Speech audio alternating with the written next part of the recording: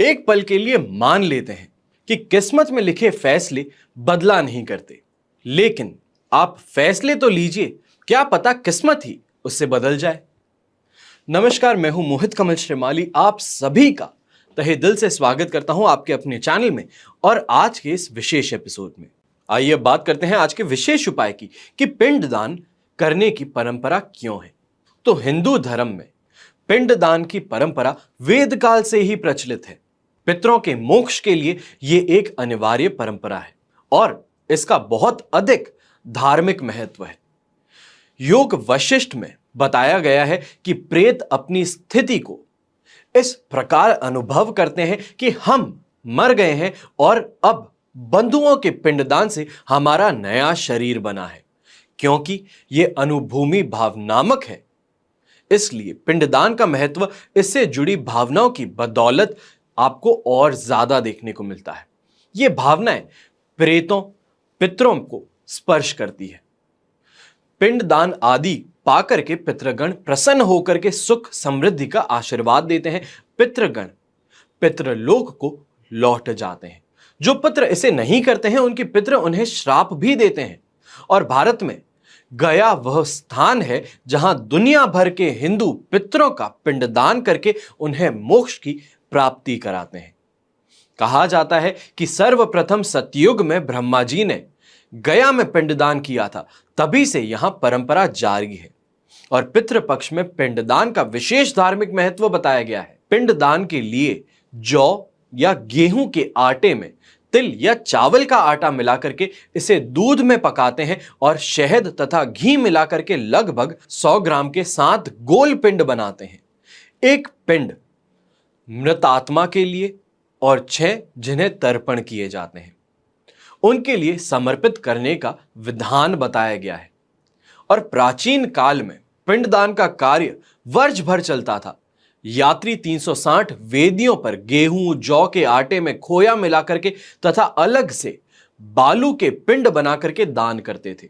अब विष्णु मंदिर, अक्षय वट, फल्गु और पुनपुन नदी, रामकुंड, सीताकुंड, ब्रह्म मंगल गौरी, कागवली, वेतरणी तथा पंचाय तीर्थों सहित 48 यानी कि 48 वेदियां शेष हैं जहां पिंडदान किया जाता है।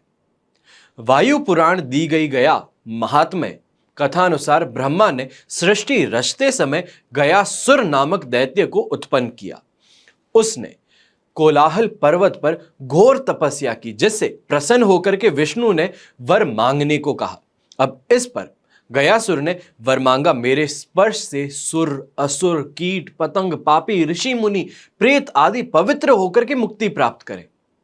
उसी दिन से गयासुर के दर्शन और स्पर्श भर से सभी जीव मुक्ति प्राप्त कर बैकुंठ जाने लगे। कूर्म पुराण में कहा गया है कि गया नामक परम तीर्थ पितरों को अत्यंत प्रिय है। यहां पिंडदान करके मनुष्य का पुनः जन्म नहीं होता। जो एक बार भी गया जाकर के पिंडदान करता है उसके द्वारा तारे गए पितृ परम गति को प्राप्त करते हैं और नरक आदि कष्टप्रद लोकों से मुक्त हो जाते हैं। कूर्म पुराण में आगे यह भी लिखा है कि वे मनुष्य धन्य हैं जो गया में पिंडदान करते हैं। वे माता पिता दोनों के कुल की 7 पीढ़ियों का उद्धार कर स्वयं भी परम गति को प्राप्त करते हैं। पिंडदान का अधिकार पुत्र के या तो फिर वंश के किसी अन्य पुरुष को ही होता है, पर 1985 में मिथिला के पंडितों द्वारा स्त्रियों को भी पिंडदान का अधिकार दे दिया गया है। और इस संबंध में सीता जी द्वारा दशरथ को किए गए पिंडदान का आख्यान प्रसिद्ध है। सीता जी द्वारा पिंडदान कहा जाता है कि राम लक्ष्मण और सीता जब पिता दशरथ का पिंडदान करने गया में फल्गु नदी के तट पर पहुंचे तो वे सीता को छोड़कर पिंड सामग्री जुटाने चले गए। इस बीच आकाशवाणी होने से पता चला कि शुभ मुहूर्त निकला जा रहा है, तो ऐसे में सीता जी ही पिंडदान कर दें। स्थिति को देखते हुए सीता जी ने गायों, फल्गु नदी, केतकी पुष्पों और अग्नि को साक्षी मान करके अपने ससुर दशरथ को बालू के पिंड बना करके दान कर दिए। जब राम और लक्ष्मण लौटे तो सीता ने इस घटना को बताया, लेकिन उन्हें विश्वास नहीं हुआ। तब सीता जी ने सभी साक्षियों को इसकी पुष्टि करने को कहा, तो वट वृक्ष के अलावा किसी ने साक्षी नहीं दी। और इससे क्रोधित होकर के सीता जी ने गायों को अपवित्र वस्तुएं खाने, फल्गु नदी को ऊपर से सूखी किंतु धरातल के नीचे बहने, केतकी पुष्प को शुभ कार्य से वंचित रहने और अग्नि को संपर्क में आने वाली सभी वस्तुओं को नष्ट करने का श्राप दे दिया तथा वट वृक्ष को हर ऋतु में हरा भरा रहने का वरदान दिया। अब बात होती है, श्राद्ध में पितरों का जल से ही तर्पण क्यों किया जाता है? तो पितृ पक्ष में पितृगण परलोक से धरती पर आएंगे और अपने संतानों से श्राद्ध और तर्पण की चाहत लगाए हुए खड़े रहेंगे। ऐसा शास्त्रों का मत है और यह माना गया है। शास्त्र कहते हैं कि पितृपक्ष में परलोक गए व्यक्ति को आत्मा धरती पर आती है और श्राद्ध एवं तर्पण की इच्छा रखती है और आपके द्वार पर आती है।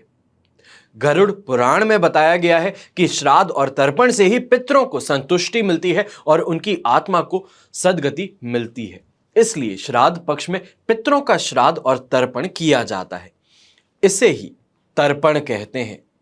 और शरीर को उन्हीं ने पाला, पोसा, बड़ा किया और योग्य बनाया। उन्हीं के प्रभाव से हम इस योग्य बन सके हैं और इसलिए पितृ ऋण को प्रमुखता देते हुए उन्हें याद रखने के लिए तर्पण दिया जाता है। श्रद्धांजलि पूजा उपचार का सरलतम प्रयोग है और अन्य उपचारों में वस्तुओं की जरूरत पड़ती है।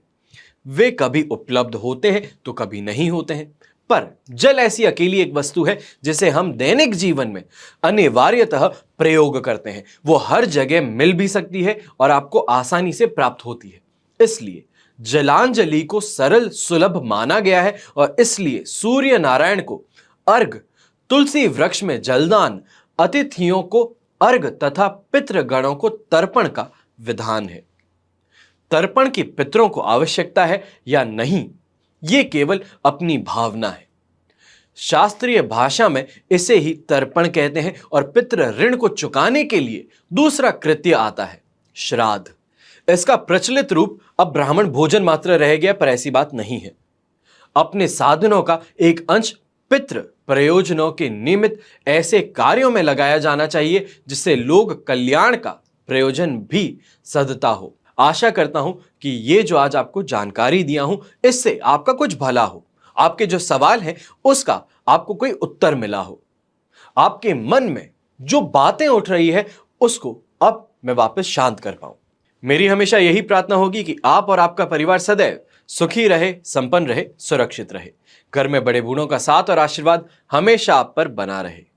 आपके पितृ तृप्त होकर के वापस अपने लोक को प्रस्थान करें।